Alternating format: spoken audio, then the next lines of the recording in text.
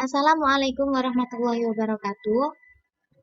Baik, kali ini saya akan melanjutkan materi bab 4 pertemuan kedua yaitu tentang keutamaan khutbah, tabligh, dan dakwah. Yang pertama yaitu pentingnya khutbah. Khutbah adalah termasuk pada aktivitas ibadah. Maka khutbah tidak mungkin bisa ditinggalkan karena akan membatalkan rangkaian aktivitas ibadah. Contohnya, apabila kita melakukan sholat Jumat dan tidak ada khutbahnya, maka sholat Jumat tersebut tidak sah.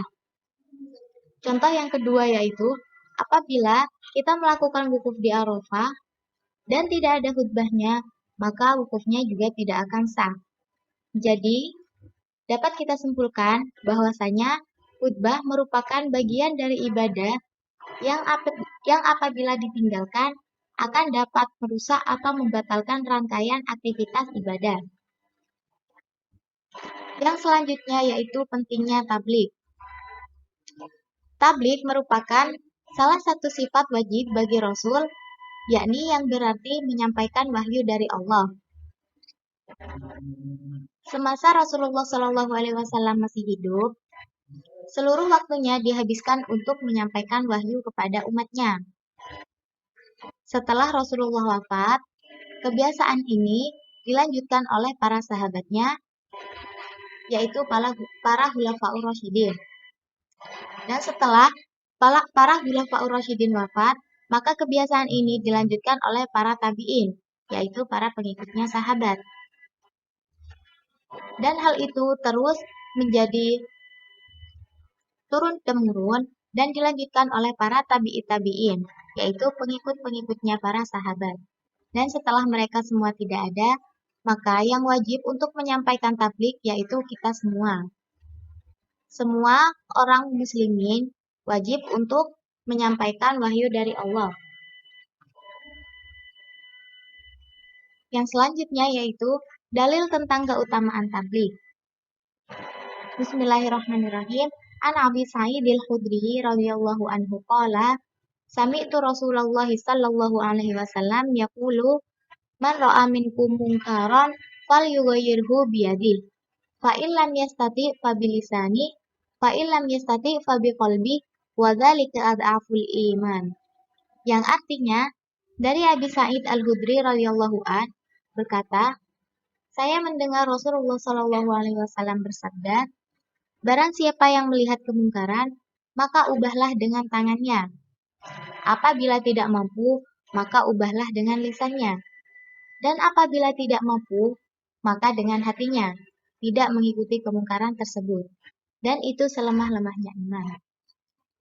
Maksud dari pengertian dalil di atas yaitu, ketika kita melihat adanya kemungkaran, maka kita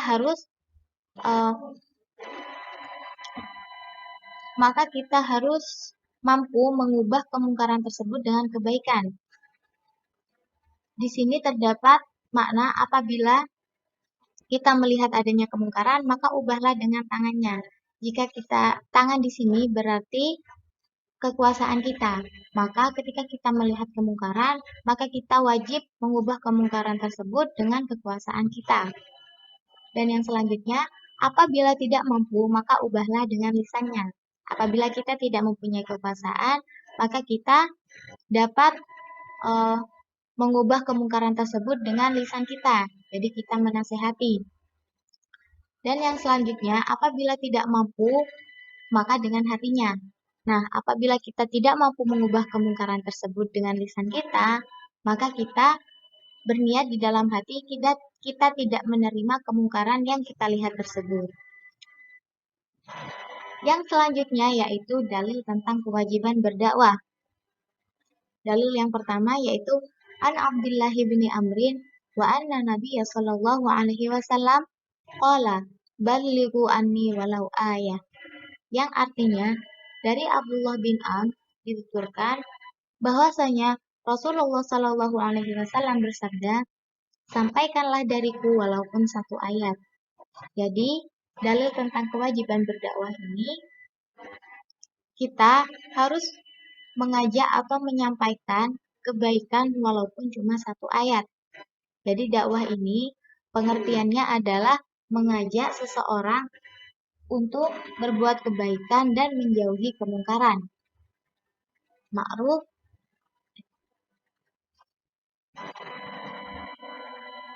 amar ma'ruf nahi mungkar.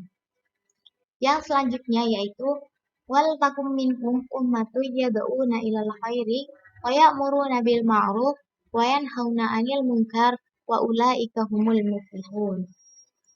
Yang artinya, dan hendaklah di antara kamu ada segolongan orang yang menyeru kepada kebajikan, menyuruh atau berbuat yang ma'ruf dan mencegah dari yang mungkar, dan mereka itulah orang-orang yang beruntung.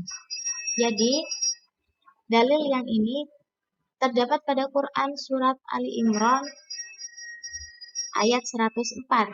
Di sini dijelaskan bahwasanya orang-orang yang menyeru kepada kebajikan adalah mereka yang menyuruh orang tersebut untuk berbuat ma'ruf dan mencegah mereka dari perbuatan yang mungkar. Dan orang tersebut merupakan orang-orang yang beruntung. Jadi orang yang berdakwah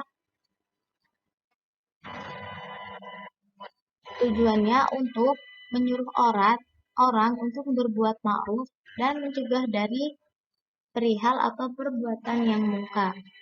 Mereka itu juga merupakan orang-orang yang beruntung. Mereka akan mendapat balasan pahala. Seperti itu. Sekian materi kali ini, kurang lebihnya mohon maaf. Wassalamualaikum warahmatullahi wabarakatuh.